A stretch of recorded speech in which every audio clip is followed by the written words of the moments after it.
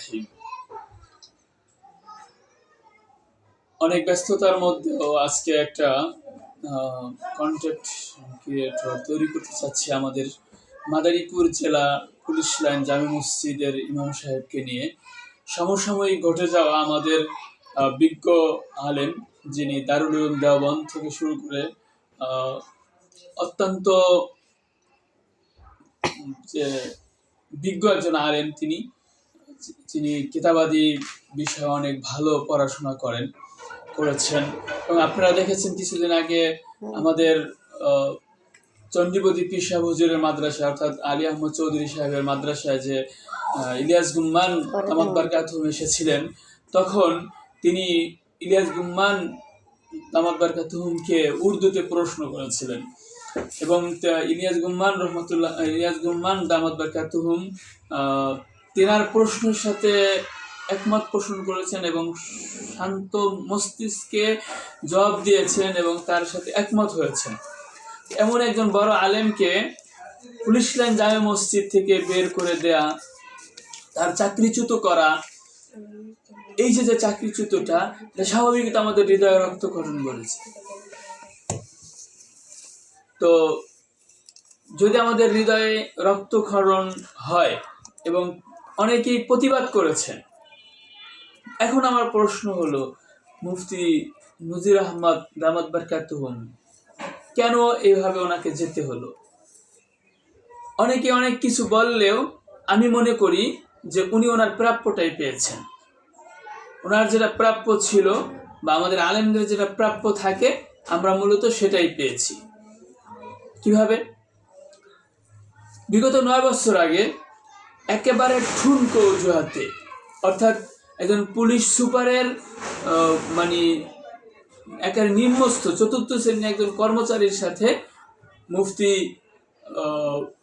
আনোয়ার ইসলাম সাহেব, তিনি একজন মুহাদ্দিস, তিনি একজন ভালো মানের ব্যক্তিত্ব ছিলেন, তো ভালো আলেম ছিলেন, ওয়াইজিন ছিলেন, তার মাদারীপুর ব্যাপী বা দেশব্যাপী তার ওয়াজের নাম আছে, একজন বক্তা ছিলেন।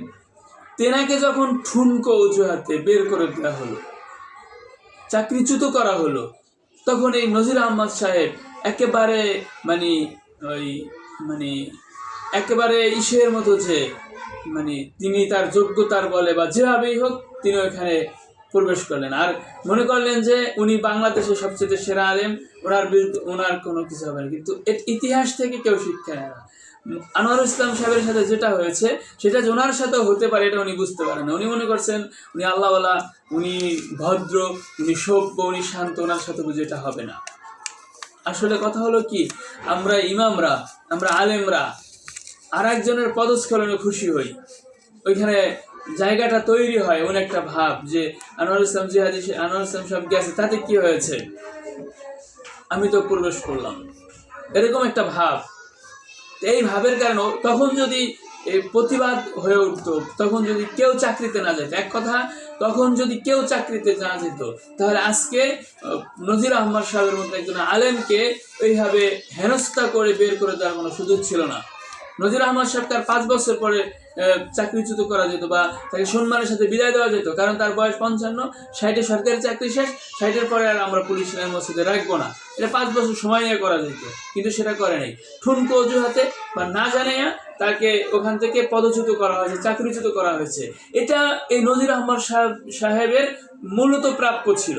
প্রাপ্য থাকার কারণেই তিনি কি হয়েছেন, চাকরিচ্যুত হয়েছেন।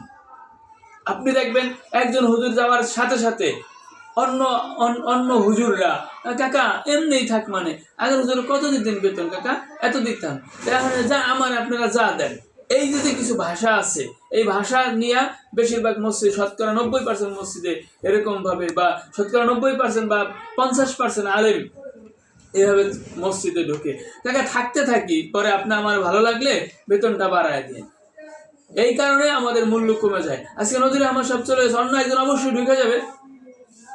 নজির আহমদ সাহেব আর আনোয়ার ইসলাম সাহেবের সাথে, আনোয়ার ইসলাম সাহেবের তো একেবারে ঠুনকে একটা অজুহাত ছিল, কোনো অজুহাতই ছিল না, এরপরও তার কি করতে হয়েছে, চাকরিচ্যুত হয়ে গেছে। ঠিক আছে।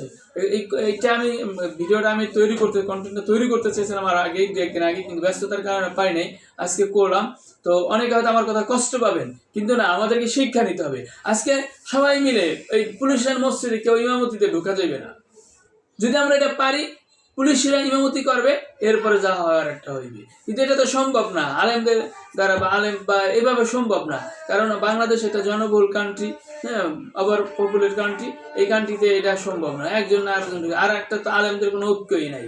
এখন যদি আমাকে ওইখানে নেয়, তা আমি তো আলহামদুলিল্লাহ বাবা, আমি গ্রামে এক মসজিদে চাকরি পাই না, আমার ওই যে পুলিশ নিয়ে যায়, তা তো বিশাল কিছু। এই থেকেই মূলত আমরা হেরে যাচ্ছি। তো আমার মনে হয় যে আনোয়ার ইসলাম যে সাহেব যখন তাকে ঠুনকো উজাতে হয়েছিল, তখন যদি আমরা সবাই দাঁড়ায় যেতাম, মুফতি নজির আহমদ সাহেব তখন যদি একেবারে ইসের মতো, মানে তেলের মতো ঢুকে না যাইতো, নিজেকে পুলিশ ইমাম হিসাবে সৌভাগ্যবান মনে না করতো, তাহলে আজকে এই অবস্থাটা তাকে পরিণতি ভোগ করতে হইতো না। তা আমি মনে করি মুফতি নজির আহমদ সাহেবের সাথে যেটা করা হয়েছে সেটা তার প্রাপ্য ছিল।